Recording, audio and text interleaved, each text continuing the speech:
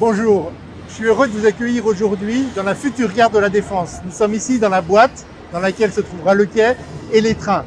Nous avons franchi cet été une étape fondamentale avec l'arrivée du tunnel derrière moi qui relie désormais Nanterre à cette boîte. Ce tunnel, nous allons l'utiliser pour accélérer les travaux et notamment pour évacuer l'ensemble des matériaux que nous sommes en train d'arraser actuellement.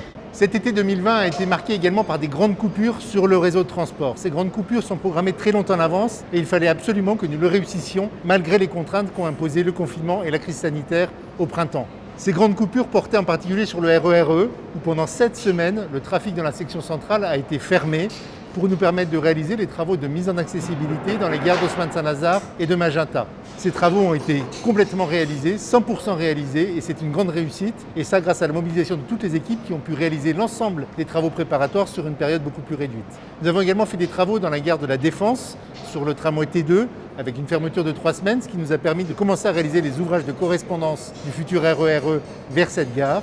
Et puis nous avons également fait des travaux de mise en accessibilité dans les gares des Ponts-de-Mézières et des Mureaux. La crise sanitaire, les contraintes qu'elle impose, le port du masque en particulier, tous les gestes barrières, c'est une vraie difficulté sur les chantiers, surtout en période de très forte chaleur et de canicule comme nous l'avons connu cet été.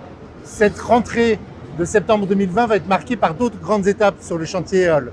D'abord, l'accélération de la pose de voies qui démarre à Nanterre, et puis également d'autres travaux sur le viaduc de Besançon, où nous allons mettre en place le tablier qui permettra au futur RER E de venir accéder aux voies en direction de Mantes.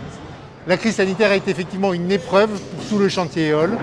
Toute la mobilisation de l'ensemble des acteurs fait que nous faisons absolument tout pour limiter au maximum les contraintes sur les délais. Et nous sommes vraiment très fiers et très mobilisés, et toutes ces équipes qui ont pu réussir ces travaux ont fait vraiment un travail exceptionnel.